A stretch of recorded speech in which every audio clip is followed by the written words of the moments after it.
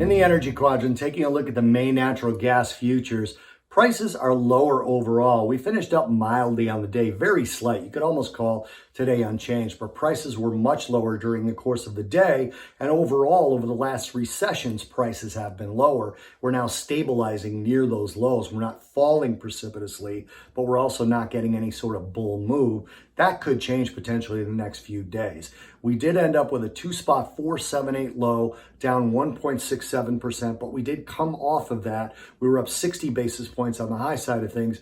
2-spot 535 didn't really stay at those highs, came off the lows pretty aggressively though, but we're stabilizing at those 2021 lows, which were made on April 6th. And then we've kind of hit those lows again the last 2 days and bounced off them. That's the stabilization we're seeing. Now, we had the EIA today, as usual, and the weekly natural gas storage report printed a build of 20 billion cubic feet, smaller than market expectations of a range of about 21 to 26 billion cubic feet.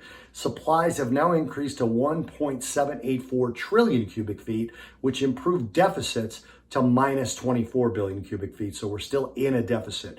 Next week's EIA report is expected to bring a notably larger build compared to the 5-year average due to warm temperatures versus normal over the past week or so. Now you're looking at weather, that's the demand component of natural gas, and light national demand is going to switch to moderate to high by mid next week. Strong high pressure dominates much of the U.S. with highs of the 50s to the 70s across the northern U.S., 70s to 80s across the southern U.S., slightly cooler temperatures through the Great Lakes, with rain and thunderstorms developing and highs of the 50s to the 60s. Then a mild weather system is going to track across the western and central U.S. this weekend and into early next week's with highs of the 50s to the 70s, and everywhere else, 60s to 80s, except for the southwestern deserts, which will see some 90s.